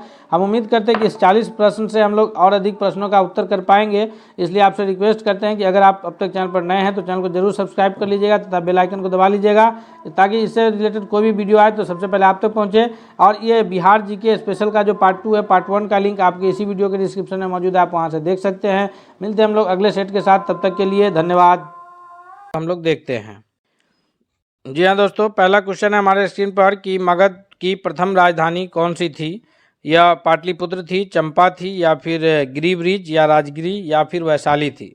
तो मगध साम्राज्य जो है 16 महाजनपदों में से सबसे शक्तिशाली महाजनपद के रूप में था और वहाँ जो है सबसे पहले हर्यक वंश का शासन प्रारंभ हुआ था। और हर्यक वंश के शासन में जो है ये जो थे वो कौन थे, तो हर्यक वंश के शासन में पहला जो ये था वो उसकी राजधानी जो थी वो राजगिरी थी और शासक जो हुए थे वो बिंबिसार हुए थे।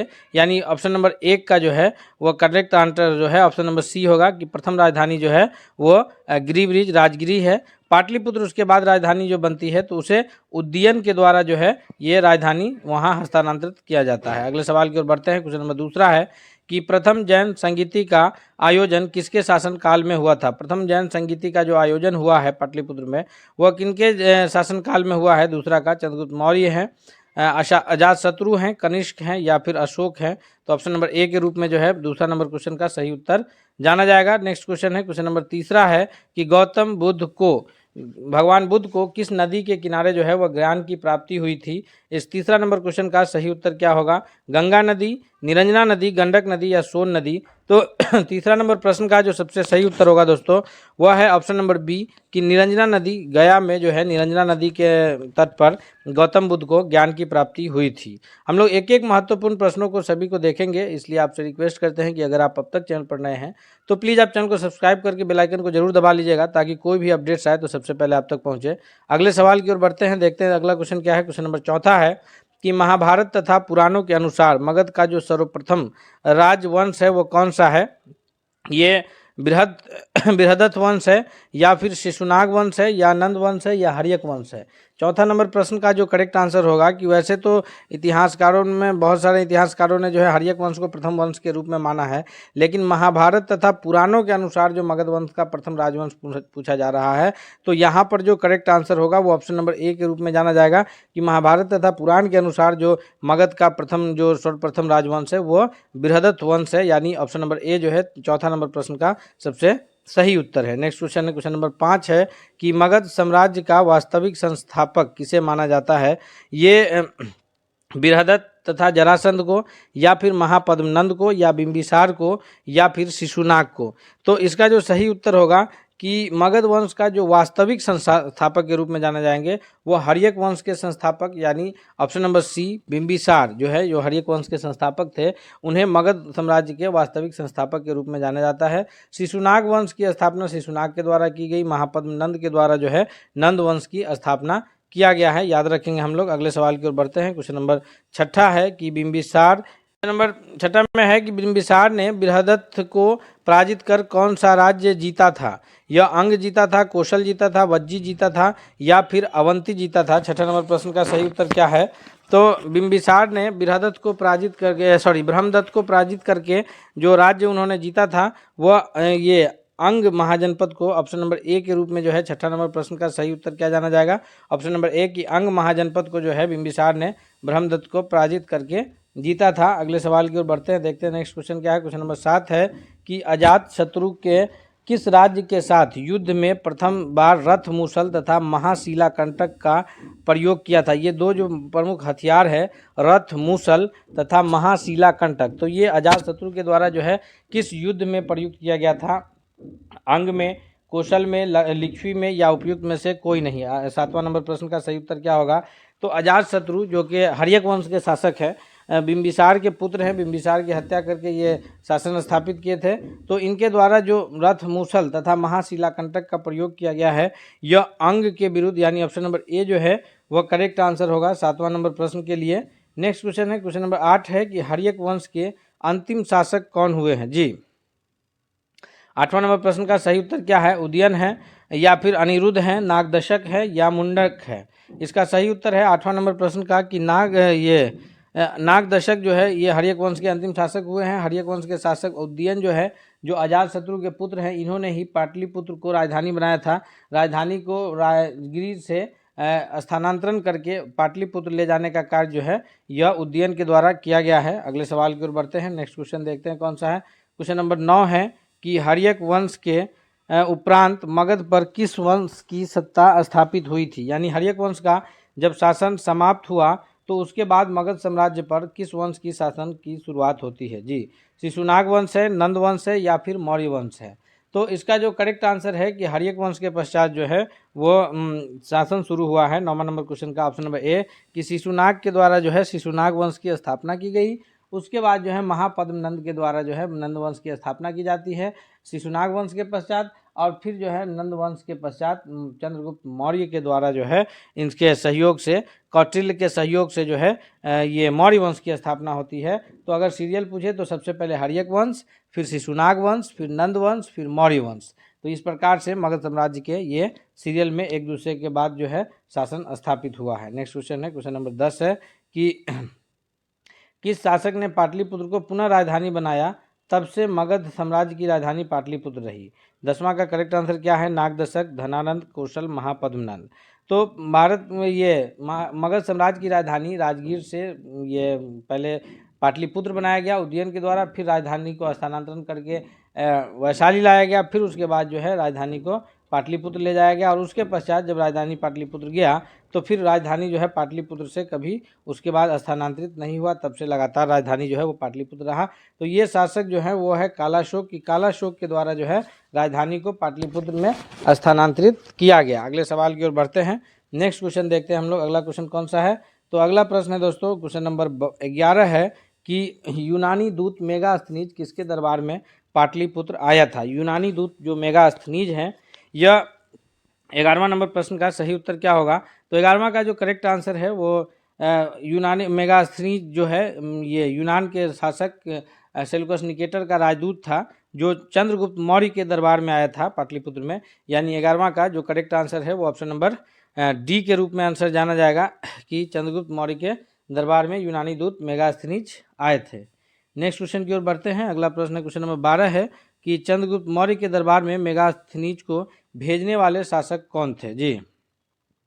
यह सिकंदर महान है, या फिर सेल्यूकस निकेटर है, या डेमिट्रियस है, या फिर डिमोक्लिस है। इसका सही उत्तर क्या होगा। तो 12वां नंबर प्रश्न का जो सबसे करेक्ट आंसर है वो है ऑप्शन नंबर बी कि सेल्यूकस निकेटर के राजदूत के रूप में जो है चंद्रगुप्त मौर्य पटना आए थे। यानी ऑप्शन नंबर बी जो है इसका सबसे सही उत्तर। अगले क्वेश्चन की ओर बढ़ते हैं, देखते हैं नेक्स्ट क्वेश्चन कौन सा है। क्वेश्चन नंबर 12 के बाद क्वेश्चन नंबर 13 है कि किस शासक के शासनकाल के समय मगध पर 12 वर्षों तक भीषण अकाल पड़ा था जी। अशोक के शासनकाल के समय, या फिर उदयन के, या अजातशत्रु के, या फिर चंद्रगुप्त मौर्य के शासनकाल के समय। तो मगध पर जो भीषण 12 वर्षों का अकाल पड़ा था वह पड़ा था ये मौर्य वंश के संस्थापक चंद्रगुप्त मौर्य के समय। ऑप्शन नंबर डी जो है करेक्ट आंसर होगा, और इसी कारण जो है चंद्रगुप्त मौर्य ये बाद में जो है जैन ये हो जाते हैं, जैन धर्म को अपनाते हैं, और फिर उसके पश्चात जो है ये श्रवण बेलगोला चले जाते हैं और वहीं सलेखना विधि से ये प्राण त्याग करते हैं। 13वां नंबर क्वेश्चन का जो करेक्ट आंसर है वो ऑप्शन नंबर डी है। नेक्स्ट क्वेश्चन की ओर बढ़ते हैं। क्वेश्चन नंबर 14 है कि चंद्रगुप्त मौर्य का प्रधानमंत्री कौन था। चंद्रगुप्त मौर्य के जो प्रधानमंत्री हैं वो चाणक्य हैं, या फिर तीवर हैं, या मेगास्थनीज हैं, या भद्रबाहु है। तो भद्रबाहु के साथ तो चंद्रगुप्त मौर्य जो है वो श्रवण बेलगोला जाते हैं। ये चंद्रगुप्त मौर्य ने जो प्रधानमंत्री के रूप में नियुक्त किया था वह कौटिल्य अर्थात चाणक्य को नियुक्त किया था, जिनका अन्य नाम जो है विष्णुगुप्त भी है। 3 नाम से जाने जाते हैं, कौटिल्य, चाणक्य, या फिर विष्णुगुप्त के नाम से जाने जाते हैं। इन्होंने एक पुस्तक की भी रचना की है जो अर्थशास्त्र के रूप के नाम से जाना जाता है। याद रखेंगे हम लोग कि चंद्रगुप्त मौर्य ने प्रधानमंत्री के रूप में चाणक्य को नियुक्त किया था, जिनका अन्य नाम विष्णुगुप्त और कौटिल्य है, और इन्होंने एक पुस्तक की रचना की है जिसका नाम अर्थशास्त्र है। और अर्थशास्त्र जो है जो चाणक्य की पुस्तक है वो 15 अधिकरणों में विभक्त है। इस प्रकार के प्रश्न कोई भी बने लेकिन हमसे छूटना नहीं चाहिए, इसलिए आप अगर अब तक चैनल पर नए हैं तो प्लीज़ चैनल को जरूर सब्सक्राइब करके बेल आइकन को दबा लीजिए। क्वेश्चन नंबर 15 है कि किससे मुक्ति दिलाने के कारण चंद्रगुप्त मौर्य को भारत का मुक्तिदाता कहा जाता है। भारत का मुक्तिदाता जो है वो ईरानियों से, या यूनानियों से, या शकों से, या फिर हुनों से। 15वां नंबर क्वेश्चन का करेक्ट आंसर क्या होगा। तो 15वां नंबर प्रश्न का जो सबसे सही उत्तर होगा दोस्तों वो है ऑप्शन नंबर बी कि यूनानियों से मुक्ति दिलाने के कारण जो है चंद्रगुप्त मौर्य को भारत का मुक्तिदाता के रूप में कहा जाता है। नेक्स्ट क्वेश्चन की ओर बढ़ते हैं हम लोग, देखते हैं अगला प्रश्न कौन है। क्वेश्चन नंबर 16 है कि वह स्रोत जिसमें पाटलिपुत्र के प्रशासन का वर्णन उपलब्ध है वह स्रोत कौन सा है। दिव्यदान है, अर्थशास्त्र है, इंदिका है, या फिर अशोक का शिलालेख है जी। 16वां नंबर क्वेश्चन का सही उत्तर क्या है। तो 16वां नंबर प्रश्न का जो सही से सही उत्तर है कि वह स्रोत जिससे पाटलिपुत्र के प्रशासन का वर्णन प्राप्त होता है वह इंडिका नामक पुस्तक है, जो किसके द्वारा रचित है। तो इंडिका पुस्तक जो है वो मेगास्थनीज के द्वारा रचित है। वही मेगास्थनीज जो चंद्रगुप्त मौर्य के दरबार में सेल्यूकस निकेटर का राजदूत बन करके आया था। अगले सवाल की ओर बढ़ते हैं। क्वेश्चन नंबर 17 है कि नंद वंश के पश्चात मगध पर किस वंश का शासन स्थापित होता है। तो हम लोग इस पर पीछे चर्चा कर चुके हैं कि हर्यक वंश के बाद शिशुनाग वंश के बाद नंद वंश और नंद वंश के बाद जो है मौर्य वंश है, यानी ऑप्शन नंबर ए 17वां का करेक्ट आंसर होगा। नेक्स्ट क्वेश्चन है, क्वेश्चन नंबर 18 है कि मेगास्थनीज जो सेल्यूकस निकेटर का राजदूत था और ये यूनानी शासक था सेल्यूकस निकेटर और चंद्रगुप्त मौर्य के दरबार में आया, उनके द्वारा रचित पुस्तक का नाम क्या है। तो उनके द्वारा जो रचित पुस्तक है 18वां का correct answer option number A है कि इंडिका जो है उनके द्वारा रचित पुस्तक है। अर्थशास्त्र जो है यह कौटिल्य के द्वारा रचित पुस्तक है। ऋग्वेद जो है यह वेदों में सबसे पुराना वेद है। अगले सवाल की ओर बढ़ते हैं, हम लोग देखते हैं क्वेश्चन नंबर 19 कि अर्थशास्त्र के लेखक, तो अर्थशास्त्र के लेखक जो है वो कौटिल्य हैं। तो इसमें भी हम लोग देर नहीं करेंगे, ऑप्शन नंबर बी करते हुए आगे बढ़ेंगे। दोस्तों अगर आप लोग कर पा रहे हैं उत्तर हमसे पहले तो आप कमेंट करके जरूर बताते चलिएगा। क्वेश्चन नंबर 20 है कि पाटलिपुत्र की शासन व्यवस्था का विस्तृत वर्णन किस विदेशी यात्री के यात्रा वृत्तांत से मिलता है। जी, पाटलिपुत्र के जो शासन व्यवस्था का ये विवरण है यह स्ट्रैबो से मिलता है, फाहियान से मिलता है, मेगास्थनीज से मिलता है या फिर युआन च्वांग से मिलता है। तो इसका करेक्ट आंसर क्या है 20वां नंबर क्वेश्चन का।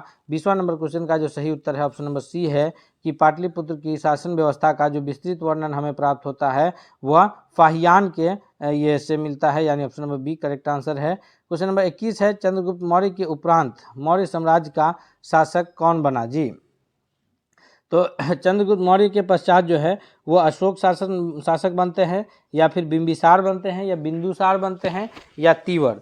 तो बिंबिसार जो है ये तो हर्यक वंश के संस्थापक के रूप में माने जाते हैं।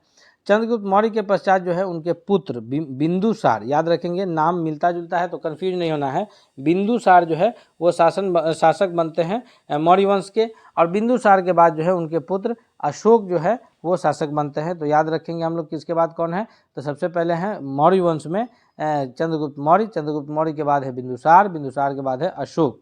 अगले सवाल की ओर बढ़ते हैं कि अशोक के द्वारा अपने पड़ोसियों के साथ मैत्रीपूर्ण संबंधों का उल्लेख कहाँ से मिलता है, यानी उनके पड़ोसियों से उनका मैत्रीपूर्ण संबंध था, इस बात का उल्लेख जो है किस ये से मिलता है, किस शिलालेख से मिलता है, किस अभिलेख से मिलता है। तो यह साहब गढ़ी अभिलेख से मिलता है या ब्रह्मगिरी अभिलेख से या शिलालेख 13 से या सोपरा अभिलेख से।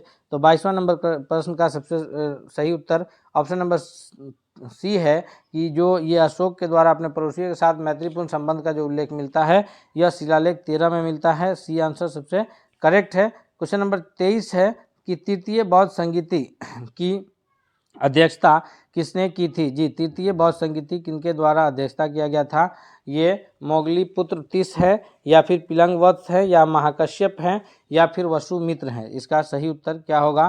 तो 23वां नंबर प्रश्न का जो सबसे करेक्ट आंसर के रूप में उत्तर जाना जाएगा यह ऑप्शन नंबर 1 है कि मोगली पुत्र तीस जो है इन्होंने तृतीय बौद्ध संगीति की अध्यक्षता की है। प्रमुख रूप से 4 बौद्ध संगीतियाँ हुई है, प्रथम राजगीर में, दूसरा वैशाली में, तीसरा पाटलिपुत्र में और चौथा जो है वो कश्मीर में हुआ है।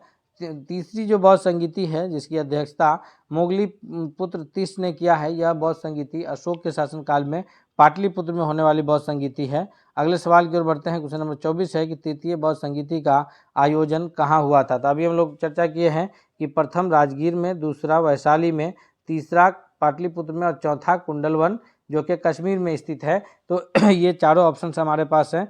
प्रथम बौद्ध संगीति कहाँ, राजगिरी, दूसरा वैशाली, तीसरा पाटलिपुत्र, चौथा कुंडलवन। तो ऑप्शन नंबर डी जो है करेक्ट आंसर होगा 24वां नंबर इस प्रश्न का। अगले सवाल की ओर बढ़ते हैं। क्वेश्चन नंबर 25 है। 25 नंबर प्रश्न क्या है कि किस मौर्य शासक ने कलिंग पर विजय प्राप्त की थी। कलिंग पर विजय प्राप्त करने वाले मौर्य शासक के रूप में चंद्रगुप्त मौर्य जाने जाते हैं, बिंदुसार जाने जाते हैं, अशोक या फिर ये सभी जो है कलिंग पर विजय प्राप्त करने वालों के रूप में जाने जाते हैं।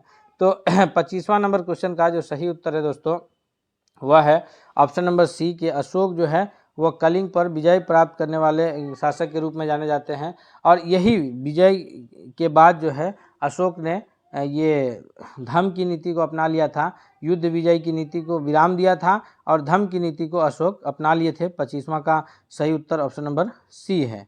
नेक्स्ट सवाल है क्वेश्चन नंबर 26 है कि अशोक का धम्म क्या था। अशोक का जो ये धम्म की नीति है यह नैतिकता का आचार संहिता है या फिर प्रशासनिक संहिता है या युद्ध संहिता है या उपयुक्त में से सभी है। तो अशोक की जो धम्म नीति है यह नैतिक आचार संहिता है, यानी ऑप्शन नंबर ए जो है वो करेक्ट आंसर है। नैतिकता के आधार पर जो है अशोक के नैतिक ये विचार बदले और युद्ध की नीति को त्याग दिए और ये की नीति को जो है ये शुरू किए थे। अगला सवाल है क्वेश्चन नंबर 27 है कि मौर्य साम्राज्य का केंद्रीय न्यायालय कहाँ स्थित है। मौर्य साम्राज्य का जो केंद्रीय न्यायालय है यह स्वर्णगिरी में है या पाटलिपुत्र में है, अवंती में है या फिर वैशाली में है। जी, इसका सही उत्तर क्या होगा।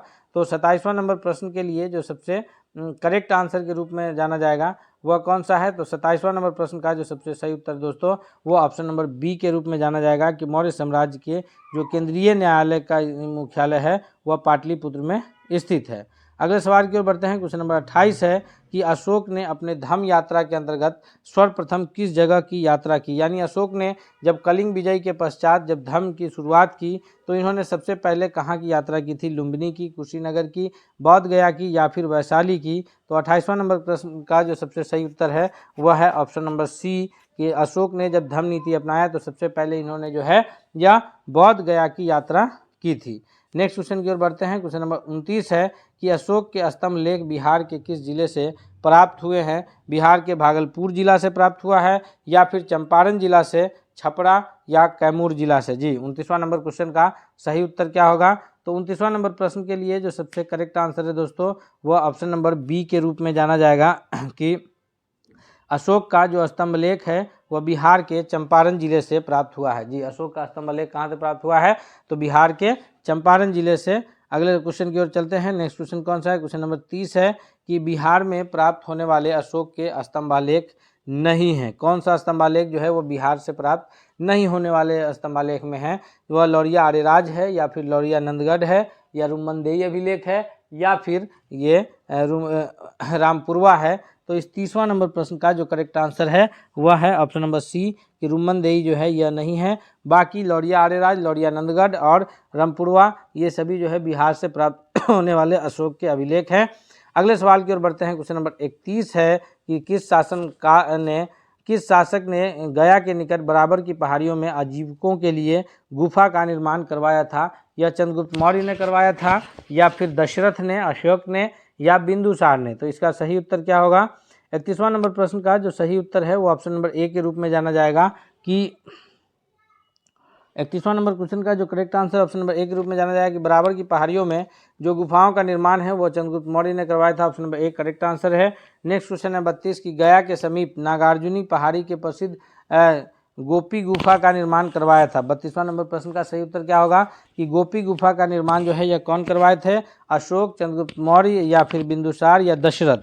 तो 32 का correct answer option number D है कि दशरथ के द्वारा जो है यह कराया गया था, यानी ऑप्शन नंबर डी जो है इसका सबसे सही जवाब के रूप में जाना जाएगा। नेक्स्ट क्वेश्चन की ओर बढ़ते हैं। क्वेश्चन नंबर 33 है कि बिहार के किस स्थान से मौर्य काल में बने जैन तीर्थंकरों के लिए जो है प्रतिमा प्राप्त हुई है। बिहार के किस स्थान से मौर्य काल में बने जैन तीर्थंकरों की प्रतिमा प्राप्त हुई है। तो जैन के जो तीर्थंकर हैं ये उनमें से कौन से स्थान से प्राप्त हुई है। तो 33वां का सही उत्तर है ऑप्शन नंबर बी यानी लोहानीपुर, पटना से जो है यह प्राप्त हुई है। नेक्स्ट क्वेश्चन की ओर बढ़ते हैं दोस्तों। क्वेश्चन नंबर 34 है कि यूनानी दूत डिमोक्लिस का आगमन मगध के किस शासनकाल के दरबार में हुआ था। 34वां का सही उत्तर क्या है। ये यूनानी दूत डिमोक्लिस का जो आगमन है यह बिंदुसार के दरबार में हुआ है, अर्थात 34वां नंबर प्रश्न के लिए सही उत्तर क्या है तो ऑप्शन नंबर बी है। नेक्स्ट क्वेश्चन की ओर बढ़ते हैं। क्वेश्चन नंबर 35 है कि केवल वह स्तंभ जिसमें अशोक ने स्वयं को मगध का सम्राट बताया है, कौन सा वह स्तंभ है। जी, 35वां नंबर क्वेश्चन का सही उत्तर क्या है। तो 35वां नंबर प्रश्न के लिए जो करेक्ट आंसर है वो ऑप्शन नंबर डी के रूप में जाना जाएगा कि भाबरू स्तंभ में जो है अशोक ने स्वयं को ये मगध का सम्राट बताया है।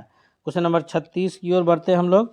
क्वेश्चन नंबर 36 क्या है। क्वेश्चन नंबर 36 है कि बराबर की गुफाओं का उपयोग किसने आश्रय गृह के रूप में किया था? ये आजीविकों ने किया था, या थारुओं ने, जैनों ने, या फिर तंत्रिकाओं ने? तो इसका 36 का जो करेक्ट आंसर है वो ऑप्शन नंबर ए है कि बराबर की गुफाओं का जो उपयोग है वह सबसे पहले आश्रय गृह के रूप में आजीविकों ने किया था, यानी इन्हीं के लिए बनाया भी गया था।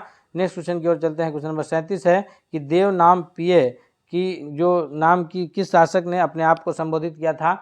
तो देव नाम प्रिय के जो रूप में जो संबोधन खुद को किए हैं वो सम्राट अशोक ने किए हैं, यानी ऑप्शन नंबर जो है बी करेक्ट आंसर होगा। दोस्तों हम लोग अभी एक एक प्रश्नों को देखेंगे, सभी महत्वपूर्ण प्रश्नों को, ताकि कोई भी प्रश्न किसी भी टॉपिक से आए तो छूटना नहीं चाहिए। आपसे इसलिए रिक्वेस्ट है कि अगर आप अब तक चैनल पर नए हैं तो प्लीज़ जरूर सब्सक्राइब कर लीजिएगा। क्वेश्चन नंबर 38 की ओर चलते हैं। 38 है कि अशोक के धम्म नीति की जानकारी कहाँ से मिलती है? जी 38वां नंबर क्वेश्चन का सही उत्तर क्या होगा कि अशोक के धम्म नीति की जो जानकारी है वो द्वितीय स्तंभालेख से मिलती है, या फिर 7वें शिलालेख से मिलती है, या फिर द्वादश शिलालेख से, या सभी? तो इसका करेक्ट आंसर है ऑप्शन नंबर डी के उपयुक्त सभी जगहों से जो है हमें अशोक के धम्म नीति के संबंधित जानकारियाँ प्राप्त होती है। क्वेश्चन नंबर 39 है कि मौर्य साम्राज्य के पतन में कौन सा कारण शामिल नहीं है? जी मौर्य साम्राज्य के पतन में विदेशी आक्रमण, अयोग्य शासक, आर्थिक संकट, या फिर प्रांतीय विद्रोह? 39वां नंबर क्वेश्चन का करेक्ट आंसर है कि शामिल नहीं, वो आर्थिक संकट है, यानी ऑप्शन नंबर सी के रूप में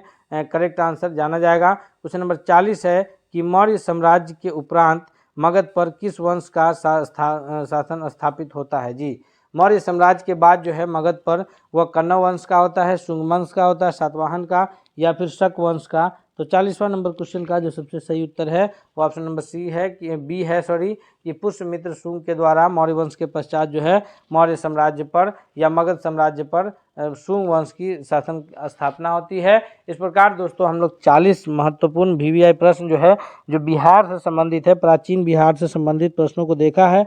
हम उम्मीद करते हैं दोस्तों कि यह वीडियो आपको बहुत पसंद आया होगा, इसलिए आपसे रिक्वेस्ट है कि अगर आप अब तक चैनल पर नए हैं तो सब्सक्राइब करके सब्सक्राइब कर लीजिए, साथ ही साथ बेल आइकन दबा लीजिए। वीडियो को लाइक करते हुए दोस्तों के भी शेयर कीजिए। हम एक सीरीज में जो है बिहार के प्राचीन, आधुनिक और भारतीय राष्ट्रीय आंदोलन में बिहार का योगदान से लेकर के भूगोल और नागरिक संबंधित सभी प्रश्नों को इसमें हम लोग कवर कर लेंगे। मिलते हैं अगले सेट के साथ, तब तक के लिए धन्यवाद।